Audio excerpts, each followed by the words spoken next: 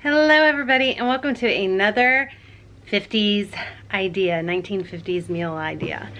Today I'm going to share with you 5 recipes that are fall inspired. When I think of fall, I think of apples and pumpkin and warm stews and soups and all that good cozy food. Let me know if you guys want to see more of these because there were so many ideas and recipes that I was picking. It was so hard to just pick 5 from this amazing cookbook. For those of you that have not seen the cookbook yet, I'm going to show it to you. And I got this from my daughter. She found it on eBay. And that's what kind of spiraled this whole 50s vintage cooking. And I absolutely am in love with this. We did a Great Depression too last week. So check that out if you haven't already. But like I said, make sure to give this a big thumbs up so that I know that you want more of these because there are so many recipes for me to choose from to share with you guys. So here's a look at the cookbook and then let's go on and jump into these 5 fabulous fall recipes. Okay, once again, I will be using my Better Homes and Gardens. This one, you guys, was published in 1953.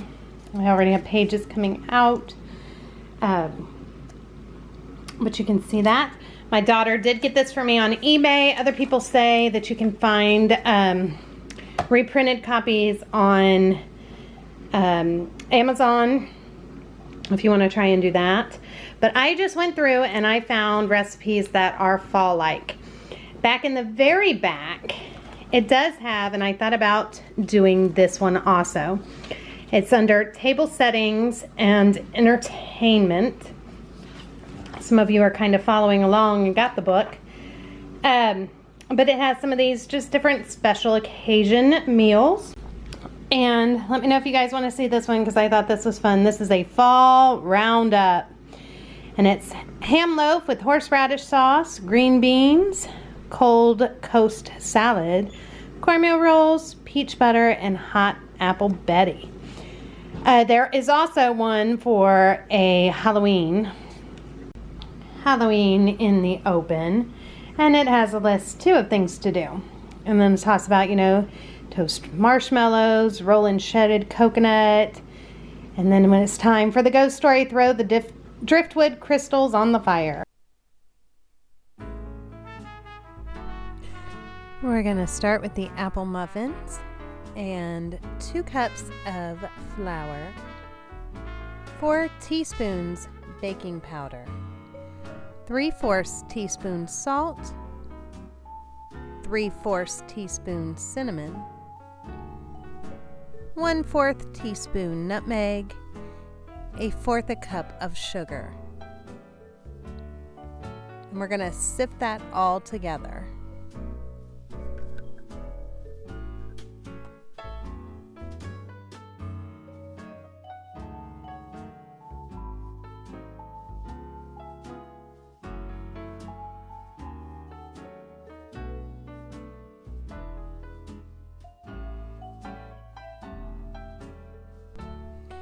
In a separate bowl, we're going to do our wet ingredients. 1 beaten egg, 1 cup of milk, 1/3 cup of melted shortening. And then we're going to make a hole in the middle of the dry ingredients and stir in our wet ingredients.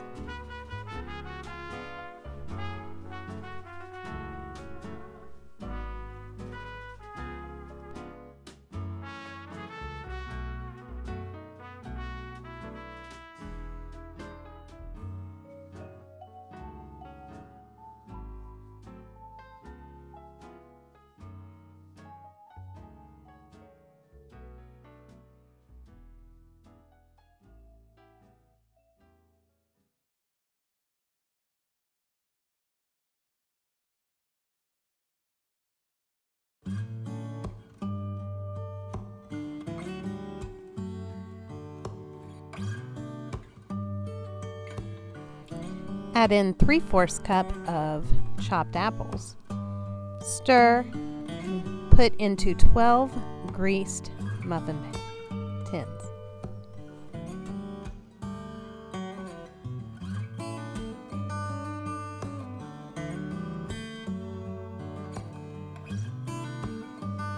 And you're going to bake these on 400 degrees for about 25 minutes.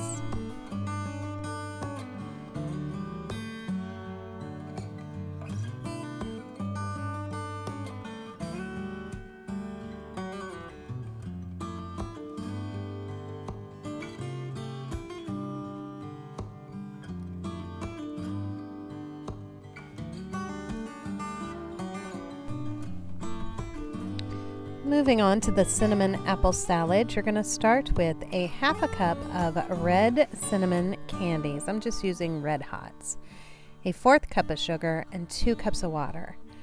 You're going to cook that over medium-high heat until all the Red Hots are dissolved.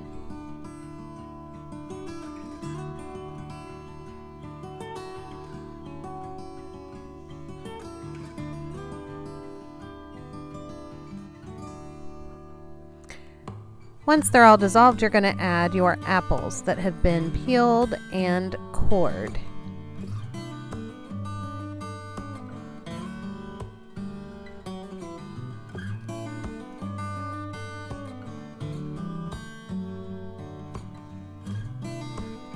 And you're going to cook those until they are nice and red in color and the apples are tender.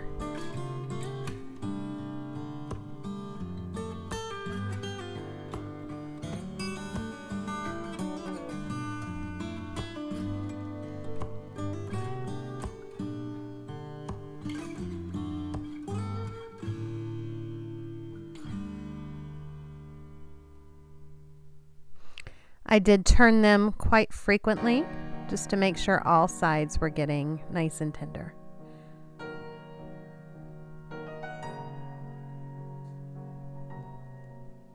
Then you're going to put the apples into a bowl and cover with the liquid and put in the refrigerator until chilled.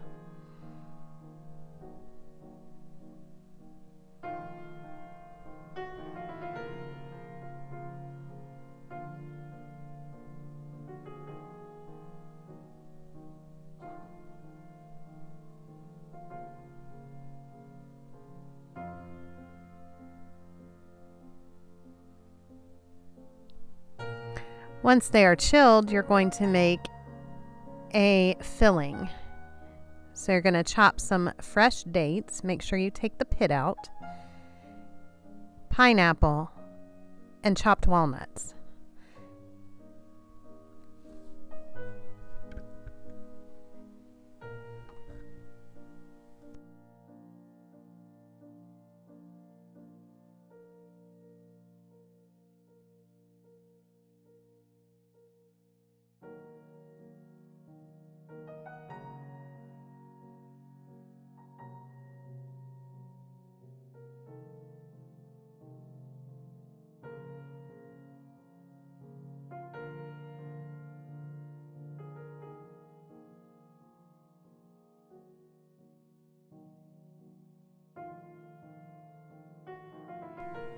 And then you're going to put your apples on a bed of lettuce and fill with the mixture. And then I just sprinkled the remaining mixture on top of the lettuce.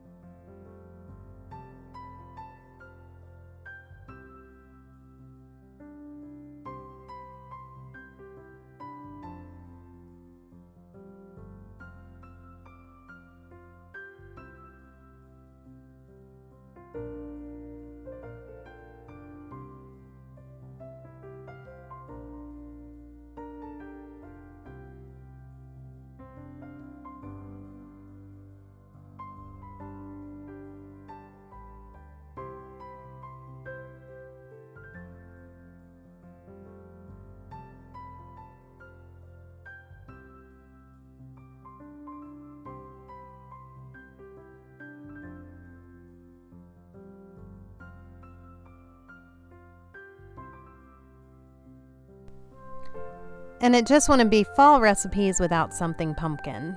So pumpkin pie it is. Let's start with our crust. You're going to sift together 1.5 cups of flour along with 1/2 teaspoon of salt. Then you're going to add 1/2 cup of shortening, and you're going to cut that in with a pastry cutter.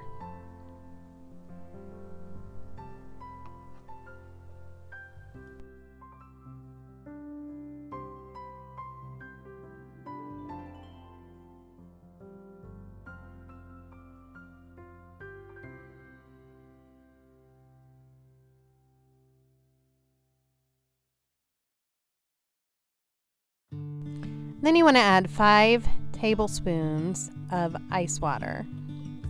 Stir that, and then I get in with my hands and knead it just a little. You don't want to overwork your dough. And then you roll it out onto a floured surface.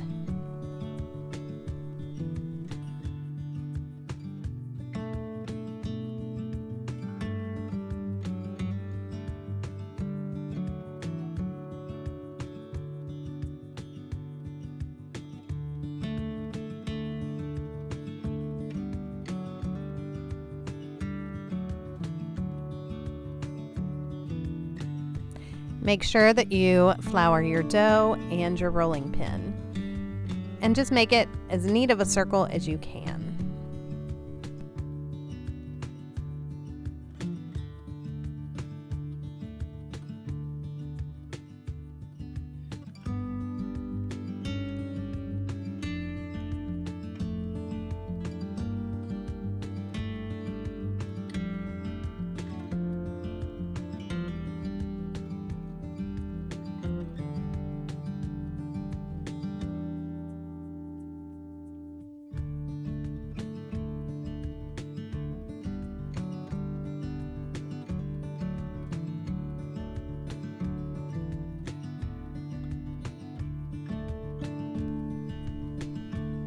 Remember to grease your pie pan, and then work your dough from the inside, the center, to the edges.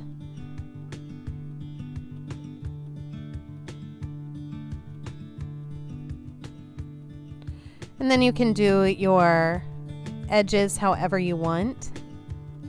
I am just doing a twist for my edges. So I just wet down the rim with some of the ice water so that the other dough would stick.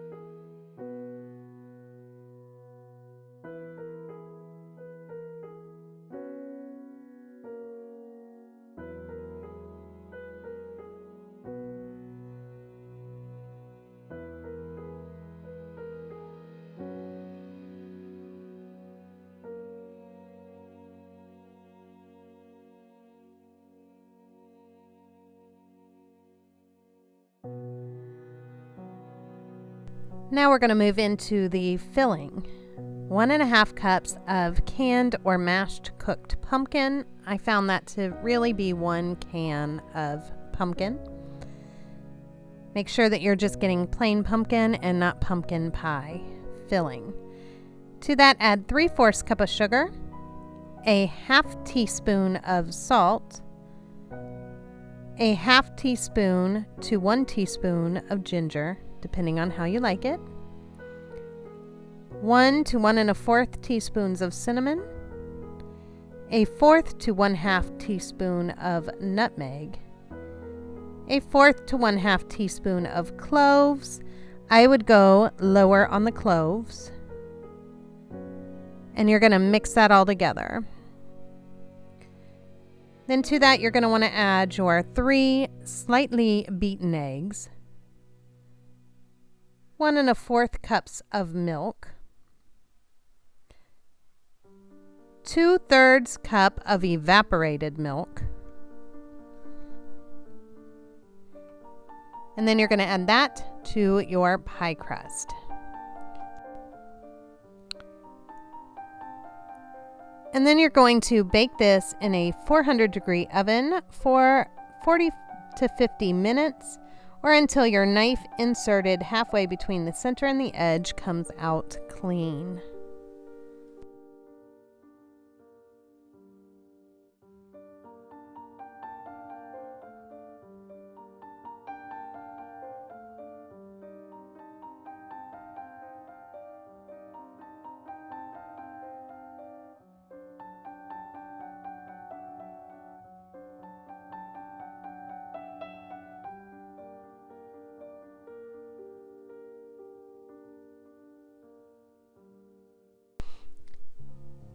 And now for some cozy, healthy vegetable soup. Start with a little bit of melted fat.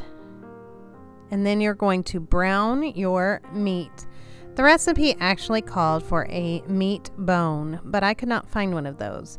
So what I did is I added the stew meat, and then I added some better than bouillon, so that it would have the richness of a bone broth. Then it says to add 2 quarts of water and 1 small onion quartered.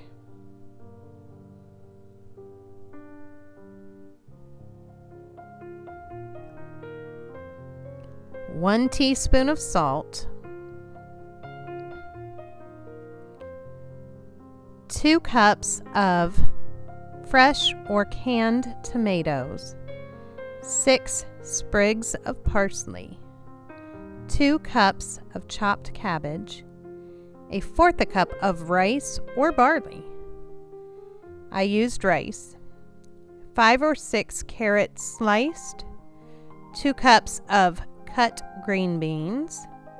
I used fresh green beans, 1 cup of diced potato, and 1/2 cup of chopped celery.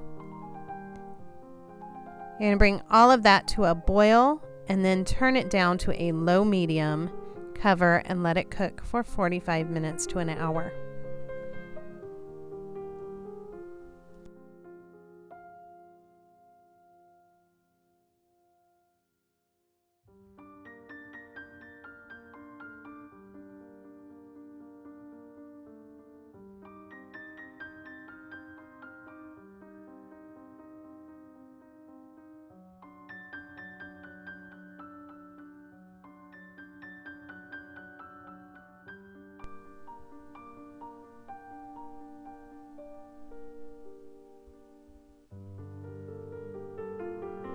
And on to our final recipe. A leftover pork casserole.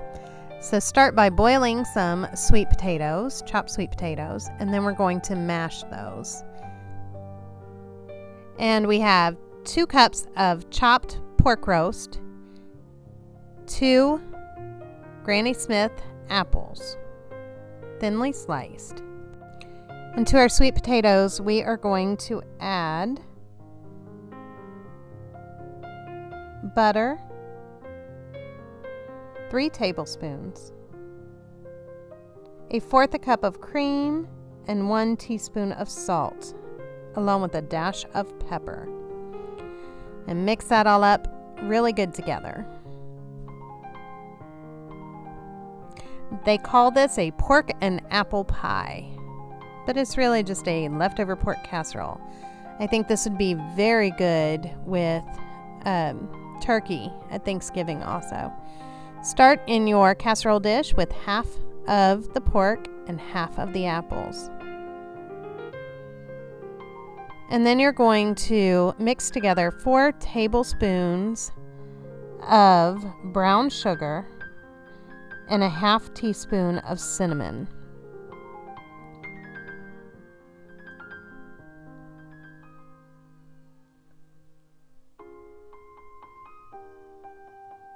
Sprinkle half the mixture over top of the first layer of apples and pork.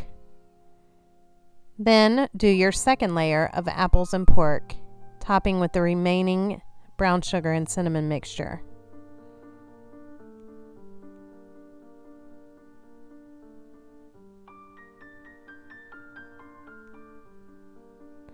Then you're going to top that with your pork gravy. This was just left over from last night also. So it's like getting 2 meals in one. And then top that with your sweet potato mash. And then you're going to bake this in the oven at 350 degrees for about 45 minutes.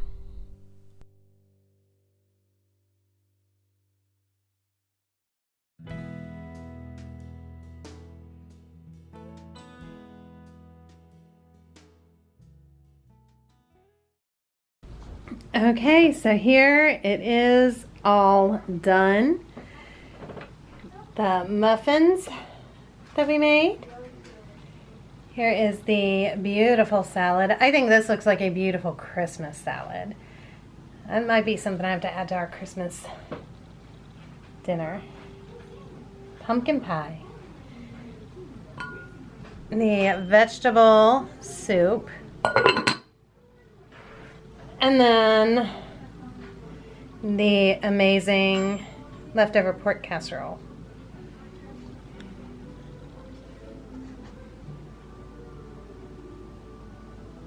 Okay, thank you guys so much for watching. Don't forget to give a big thumbs up, ring the little bell, and let me know if you want more fall-inspired recipes from the 1950s.